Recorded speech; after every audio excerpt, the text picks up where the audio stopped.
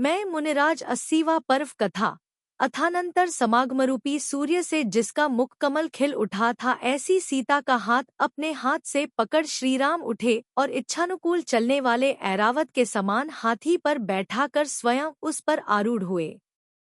महातेजस्वी तथा संपूर्ण कांति को धारण करने वाले श्रीराम हिलते हुए घंटों से मनोहर हाथीरूपी मेघ पर सीतारूपी रोहिणी के साथ बैठे हुए चंद्रमा के समान सुशोभित हो रहे थे, जिनकी बुद्धि स्थिर थी, जो अत्यधिक उन्नत प्रीति को धारण कर रहे थे।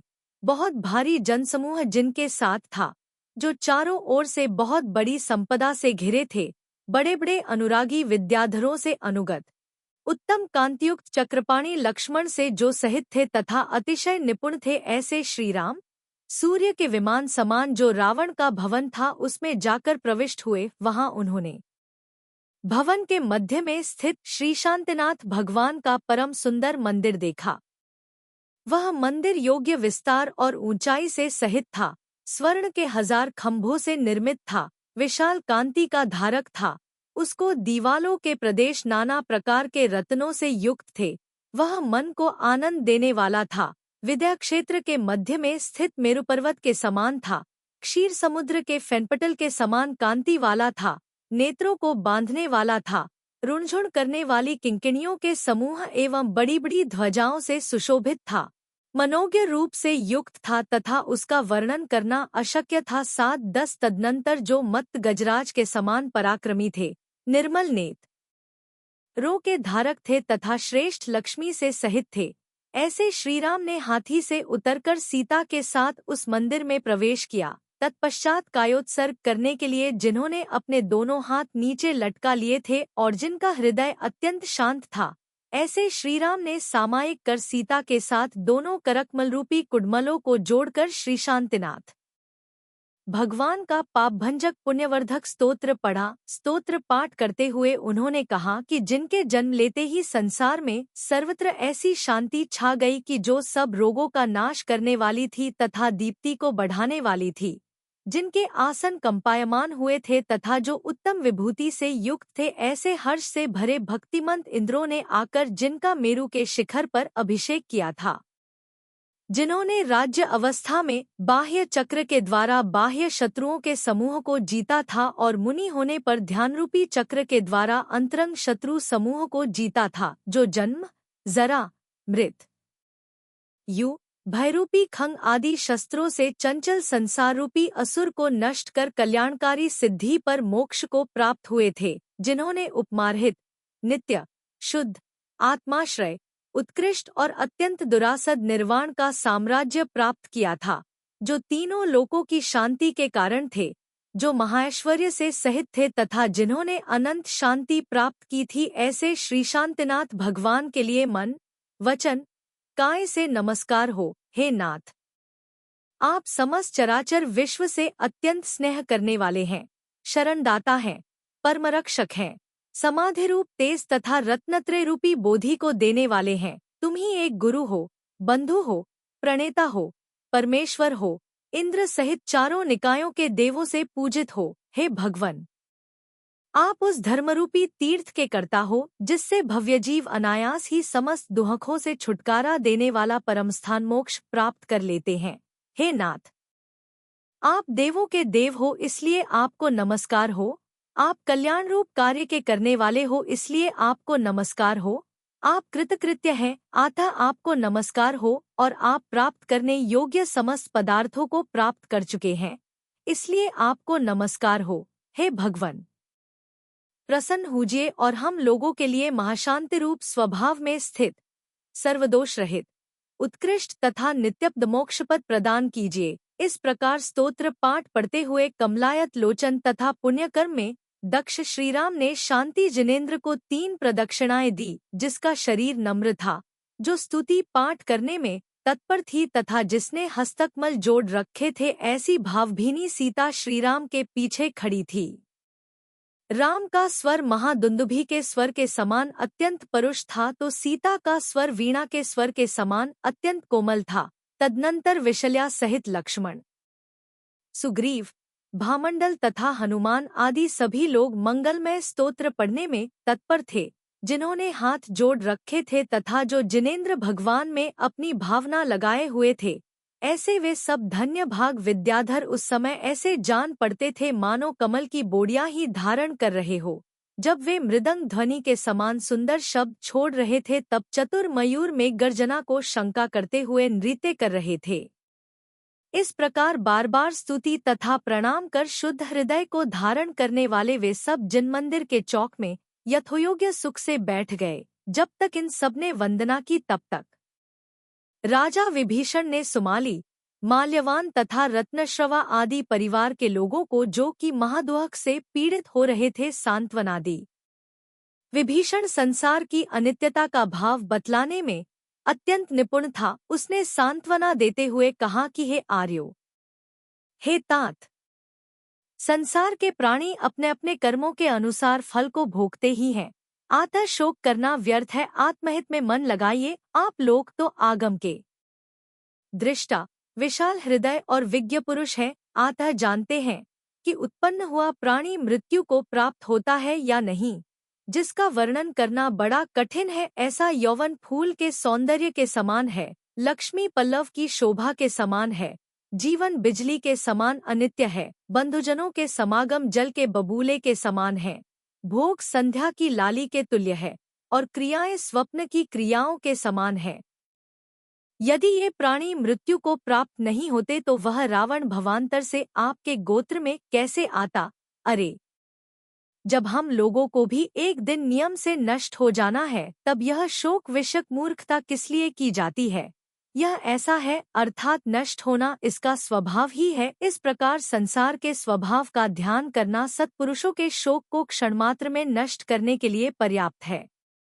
भावार्थ, जो ऐसा विचार करते हैं कि संसार के पदार्थ नश्वर ही हैं, उनका शोक क्षणमात्र में नष्ट हो जाता है। बंधुजनों के साथ कथित, अनुभूत और दृष्ट पदार्थ सत्पुरुषों के मन को एक क्षण ही संताप देते हैं, अधिक नहीं। जिसका बंधुजनों के साथ वियोग होता है, यद्यपि उसका स्मृति को नष्ट करने वाले विशाल शोक के साथ समागम मानो बलपूर्वक ही होता है, तथापि इस अनादि संसार में भ्रमण करते हुए मेरे कौन कौन लोग बंधु नहीं हुए हैं, ऐसा विचार कर उस शोक को छिपाना चाहिए। इसलिए संसार को नष्ट करने वाले श्री जिनेंद्र देव के शासन में यथाशक्ति मन लगाकर आत्मा को आत्मा के हित में लगाइए इत्यादि हृदय को लगने वाले मधुर वचनों से सबको काम में लगाकर विभीषण अपने घर गया। 45 घर आकर उसने 1000 स्त्रियों में प्रधान तथा सब व्यवहार में विचक्षण विदग्धा नामक रानी को श्रीराम के समीप भेजा। तदनंतर क्रम को जानने वाली विदग्धा ने आकर प्रथम ही सीता सहित रामलक्ष्मण को कुल के योग्य प्रणाम किया। तत्पश्चात यह वचन कहे कि हे देव, हमारे स्वामी के घर को अपना घर समझ चरणतल के संसर्ग से पवित्र कीजिए। जब तक उन सबके बीच में यह वार्ता हो रही थी तब तक महाआदर से भरा विभीषण स्वयं आ पहुंचा। आते ही उसने कहा कि उठिए, घर चले, प्रसन्नता कीजिए। इस प्रकार विभीषण के कहने पर राम अपने अनुगामियों के साथ उसके घर जाने के लिए उद्यत हो गए। राजमार्ग की अविरल सजावट की गई और उससे वे नाना प्रकार के वाहनों, मेघ समान ऊंचे हाथियों, लहरों के समान चंबल घोड़ों और महलों के समान सुशोभित रथों पर यथाक्रम से सवार हो विभीषण के घर की ओर चले। प्रलयकालीन मेघों की गर्जना के समान जिनका विशाल शब्द था, जिनमें करोड़ों शंखों का शब्द मिल रहा था तथा गुफाओं में जिनकी प्रतिध्वनि पड़ रही थी, ऐसे तुरही के विशाल शब्द उत्पन्न हुए। भंभा, भेरी, मृदंग, हजारों पटा, लंपाक, काहला, धुंधु, दुंदुभी, झांझ, अमलातक, ढक्का, हैका, गुंजा, हुंकार और सुंद नामक वादित्रों के शब्द से आकाश भर गया। अत्यंत विस्तार को प्राप्त हुआ हलहला शब्द, बहुत भारी अट्टहास और नाना वाहनों के शब्दों से दिशाएं बहिरी हो गई। कितने ही विद्याधर व्याघ्रों की पीठ पर बैठकर जा रहे थे, कितने ही सिंहों की पीठ पर सवार होकर चल रहे थे और कितने ही रथ आदि वाहनों से प्रस्थान कर रहे थे। उनके आगे आगे नृत्यकियां, नट तथा भांड आदि सुंदर नृत्य करते जाते थे तथा चारणों के समूह बड़ी उच्च ध्वनि में उनका विरध बखानते जा रहे थे। असमय में रकट हुई चांदनी के समान मनोहर छत्रों के समूह से तथा नाना शस्त्रों के समूह से सूर्य की किरणें आच्छादित हो गई थी। इस प्रकार सुंदरी स्त्रियों के मुखकमलों को विकसित करते हुए वे सब विभीषण के राजभवन में पहुँचे। उस समय राम लक्ष्मण आदि को शुभ लक्षणों से युक्त जो विभूति थी वह देवों के लिए भी आश्चर्य उत्पन्न करने वाली थी। अथानंतर हाथी से उतरकर जिनका रत्नों के अर्ध आदि से सत्कार किया गया था, ऐसे सीता सहित राम लक्ष्मण ने विभीषण के सुंदर भवन में प्रवेश किया। विभीषण के विशाल भवन के मध्य में श्री पद्मप्रभ जिनेन्द्र रका वह मंदिर था जो रत्नमय तोरणों से सहित था, स्वर्ण के समान देदीप्यमान था, समीप में स्थित महलों के समूह से मनोहर था, शेष नामक पर्वत के मध्य में स्थित था, प्रेम की उपमा को प्राप्त था, स्वर्ण में 1000 खंभों से युक्त था, उत्तम देदीप्यमान था, योग्य लंबाई और विस्तार से सहित था, नाना मणियों के समूह से शोभित था, चंद्रमा के समान चमकती हुई नाना प्रकार की वल्भियों से युक्त था, झरोखों के समीप लटकती हुई मोतियों की जाली से सुशोभित था, अनेक अद्भुत रचनाओं से युक्त प्रतिसर आदि विविध प्रदेशों से सुंदर था और पाप को नष्ट करने वाला था। इस प्रकार के उस मंदिर में श्री पद्मप्रभ जिनेन्द्र की पद्मरागमणि निर्मित वह अनुपम प्रतिमा विराजमान थी, जो अपनी प्रभा से मणिमय भूमि में कमल समूह की शोभा प्रकट कर रही थी। सब लोग उस प्रतिमा की स्तुतिवंदना कर यथायोग्य बैठ गए। तदनंतर विद्याधर राजा हृदय में राम और लक्ष्मण को धारण करते हुए जहाँ जिसके लिए जो स्थान बनाया गया था वहाँ यथायोग्य रीति से चले गए। यथानंतर विद्याधर स्त्रियों ने राम लक्ष्मण और सीता के स्नान की पृथक पृथक विधि प्रस्तुत की। सर्वप्रथम उन्हें सुगंधित हितकारी तथा मनोहर वर्ण वाले तेल का मर्दन किया गया, फिर घ्राण और शरीर के अनुकूल पदार्थों का उपटन किया गया।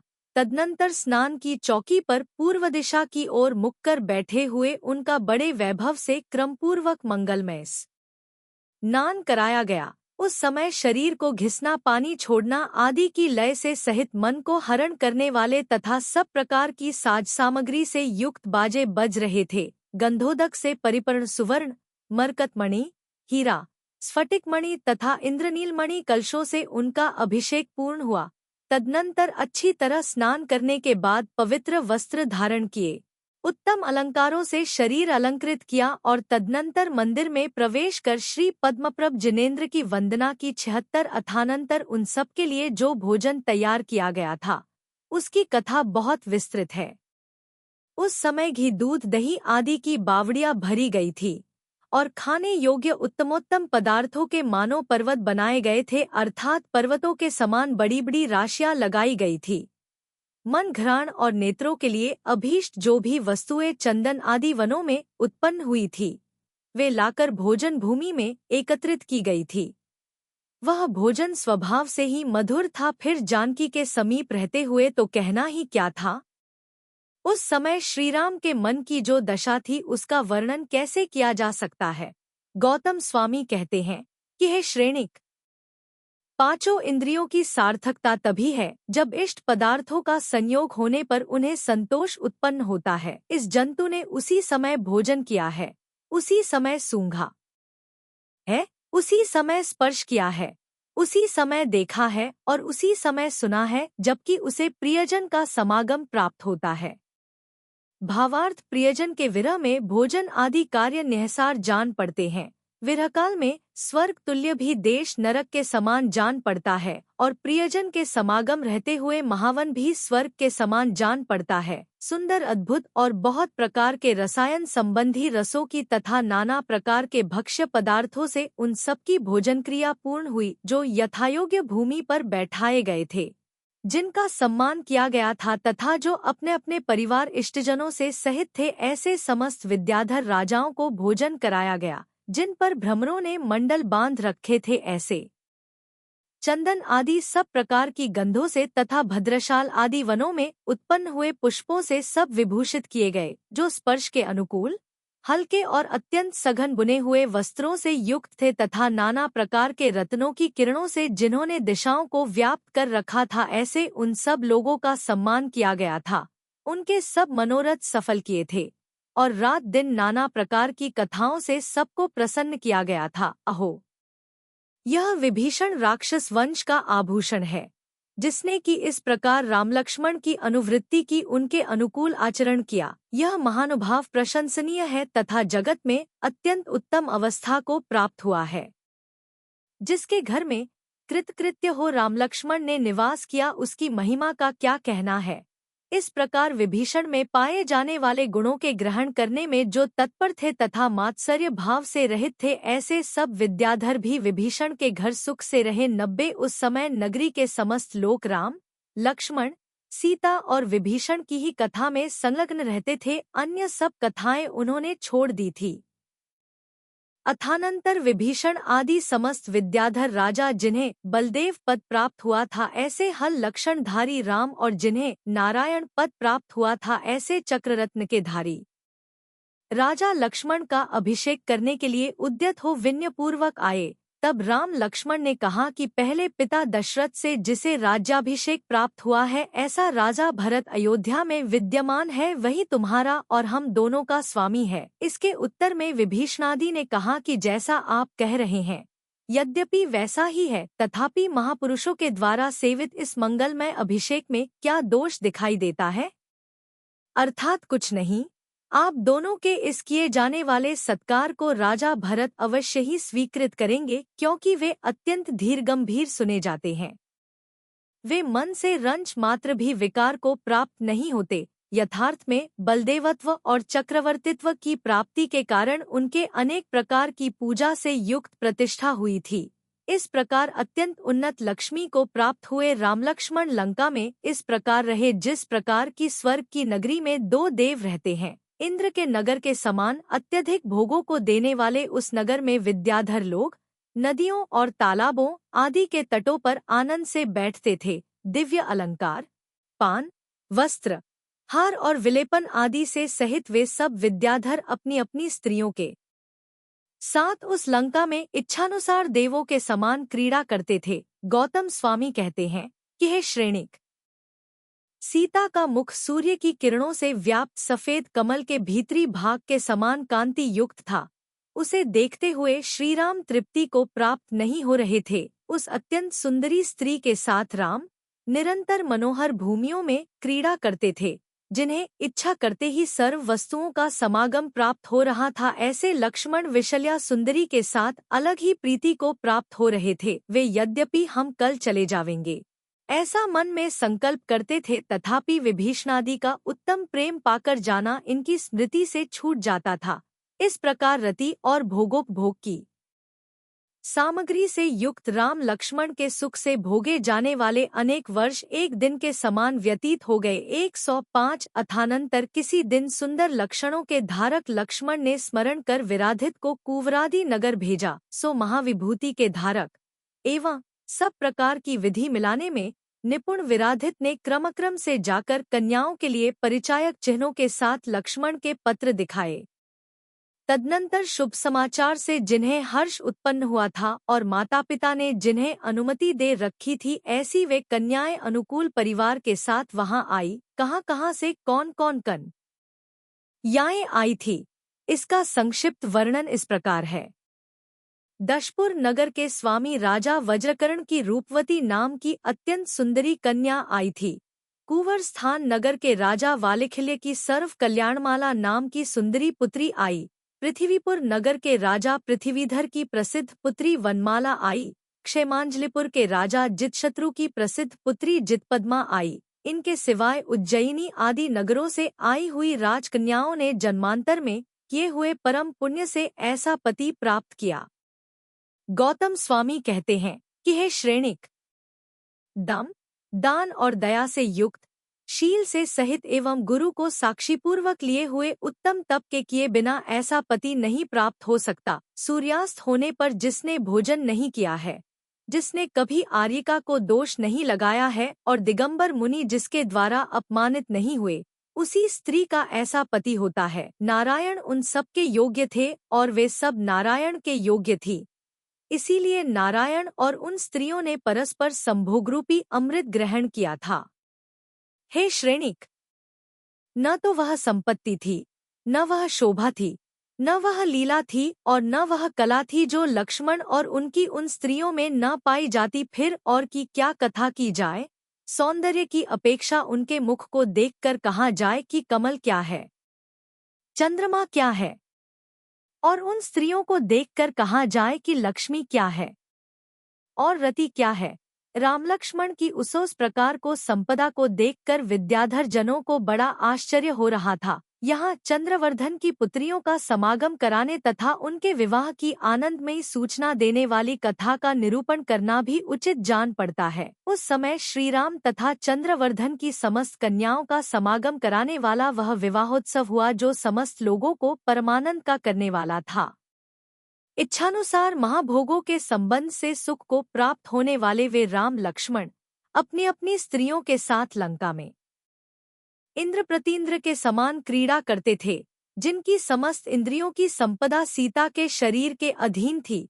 ऐसे श्रीराम को लंका में रहते हुए 6 वर्ष व्यतीत हो गए। उस समय उत्तम चेष्टाओं के धारक रामचंद्र सुख के सागर में ऐसे निमग्न हुए कि अन्य सब कुछ उनकी स्मृति के मार्ग से च्युत हो गया। गौतम स्वामी कहते हैं कि हे श्रेणिक, इस प्रकार की यह कथा तो रहने दो, अब एकाग्रचित्त हो पाप का क्षय करने वाली दूसरी कथा सुनो। अथानंतर समस्त पापों को नष्ट करने वाले भगवान इंद्रजित मुनिराज अनेक रिद्धियों की प्राप्ति से युक्त हो पृथ्वीतल पर विहार करने लगे। उन्होंने वैराग्य रूपी पवन से युक्त तथा सम्यक दर्शन रूपी वास से उत्पन्न ध्यान रूपी अग्नि के द्वारा कर्मरूपी भयंकर वन को भस्म कर दिया था।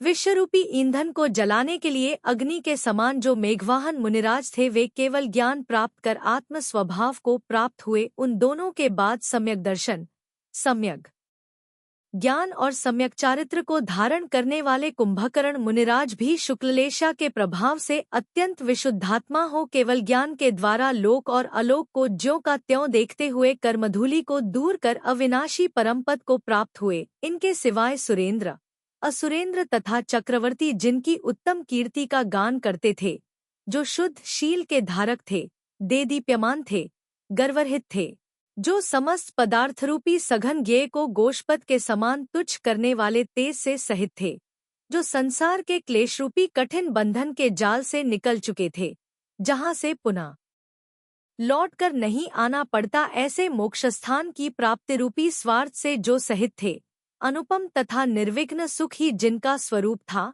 जिनकी आत्मा महान थी, जो सिद्ध थे तथा शत्रुओं को नष्ट करने वाले थे, ऐसे ये तथा अन्य जो महर्षि थे, वे जिनशासन के श्रोता मनुष्यों के लिए रत्नत्रय रूपी आरोग्य प्रदान करें।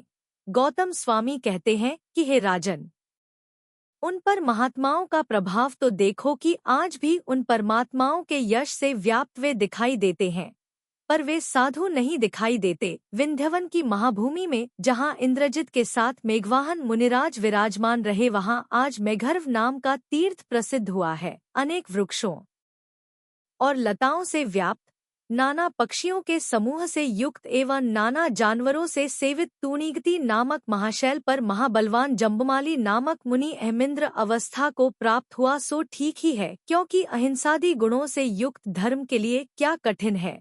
यह जम्बुमाली का जीव ऐरावत क्षेत्र में अवतार ले महाव्रतरूपी विभूषण से अलंकृत तथा केवल ज्ञानरूपी तेज से युक्त हो मुक्ति स्थान को प्राप्त होगा।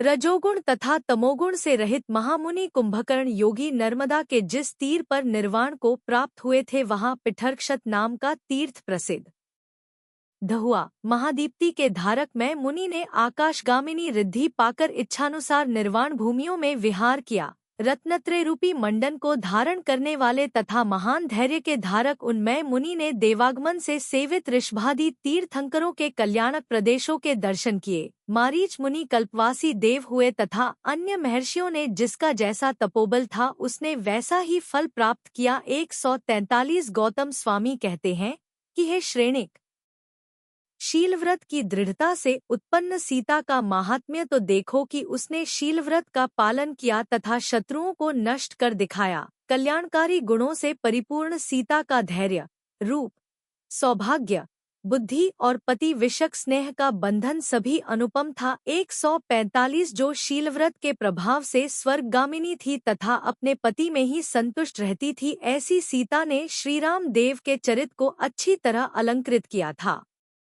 परपुरुष का त्याग करने वाले एक व्रतरूपी रत्न के द्वारा स्त्रियों में भी स्वर्ग प्राप्त करने की सामर्थ्य विद्यमान है। जिस विकट मायावी मैंने पहले अनेक जीवों का वध किया था, अब उसने भी वीतराग भाव को धारण कर उत्तम मुनि हो अनेक रिद्धियां प्राप्त की थी। 148 तदनंतर राजा श्रेणिक ने कहा कि हे नाथ, मैंने इंद्रजित आदि का महात्म्य तो सुन लिया है, अब मैं का महात्म्य सुनना चाहता हूँ। हे भगवन, इस पृथ्वीतल पर मनुष्यों की और भी शीलवती ऐसी स्त्रियां हुई हैं जो कि अपने पति में ही लीन रही हैं, सो क्या वे सब भी स्वर्ग को प्राप्त हुई हैं? इसके उत्तर में गंधर्व बोले कि यदि वे निश्चय और व्रत की अपेक्षा सीता के समान हैं, पातिव्रत्य धर्म से सहित एवं अनेक गुणों से युक्त हैं, तो नियम से स्वर्ग को ही जाती है। हे राजन, पुण्य पाप का फल भोगने में जिनकी आत्मा निश्चल है, अर्थात जो समताभाव से पूर्वकृत पुण्य पाप का फल भोगती है, ऐसी सभी शीलवती स्त्रियां अपनी चेष्टाओं से समान ही होती हैं। वैसे हे राजन, लता, घोड़ा, हाथी, लोहा, पाषाण, वृक्ष, वस्त्र, स्त्री और पुरुष इनमें परस्पर बड़ा अंतर होता है। जिस प्रकार हर एक लता में न ककड़ी फलती है और न कुम्हड़ा ही, इसी प्रकार हे राजन, सब स्त्रियों में सदाचार नहीं पाया जाता। पहले अतिवंश में उत्पन्न हुई एक अभिमाना नाम की स्त्री हो गई है, जो अपने आप को पतिव्रता प्रकट करती थी, किंतु यथार्थ में शील रूपी अंकुश से रहित हो दुर्मत रूपी वारण को प्राप्त हुई थी। भावार्थ इस प्रकार मूठ मूठ ही पतिव्रता का अभिमान रखने वाली स्त्री पतिव्रता नहीं है। यह मनरूपी हाथी लौकिक शास्त्र रूपी निर्बल अंकुश के द्वारा वश नहीं किया जा सकता, इसलिए वह इस जीव को कुमति में ले जाता है। उत्तम बुद्धि को धारण करने वाला भव्य जीव जिनवाणी रूपी अंकुश के द्वारा ही मनरूपी हाथी को दया और सुख से सहित समीचीन मार्ग में ले जा सकता है। गौतम स्वामी कहते हैं कि अब मैं विद्वानों के बीच परंपरा से आगत अभिमाना के शील वर्णन की कथा संक्षेप में कहता हूँ, सो सुन। वे कहने लगे कि जिस समय समस्त देश रोगरूपी वायु से पीड़ित था, उस समय धान्यग्राम का रहने वाला एक ब्राह्मण अपनी स्त्री के साथ उस ग्राम से बाहर निकला। उस ब्राह्मण का नाम नोदन था और उसकी स्त्री का नाम अभिमाना था। अभिमाना अग्नि नामक पिता से मानिनी नामक स्त्री में उत्पन्न हुई थी तथा अत्यधिक अभिमान को धारण करने वाली थी। तदनंतर भूख की बाधा से जिसकी आत्मा विह्वल हो रही थी, ऐसे नोदन ने अभिमाना को छोड़ दिया। धीरे धीरे अभिमाना हाथियों के वन में पहुंची। वहां उसने राजा करुह को अपना पति बना लिया। राजा करुह पुष्प प्रकीर्ण नगर का स्वामी था।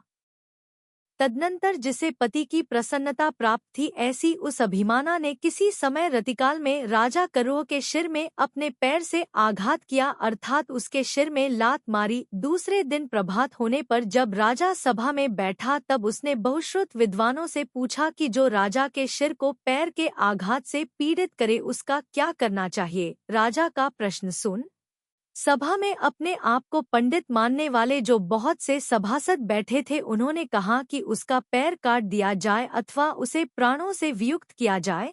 उसी सभा में राजा के अभिप्राय को जानने वाला एक हेमांक नाम का ब्राह्मण भी बैठा था। सो उसने कहा कि राजन, उसके पैर की अत्यधिक पूजा की जाए, अर्थात अलंकार आदि से अलंकृत कर उसका सत्कार किया जाए। राजा ने उससे पूछा कि तुम इस प्रकार विद्वान कैसे हुए, अर्थात तुमने यथार्थ बात कैसे जान ली।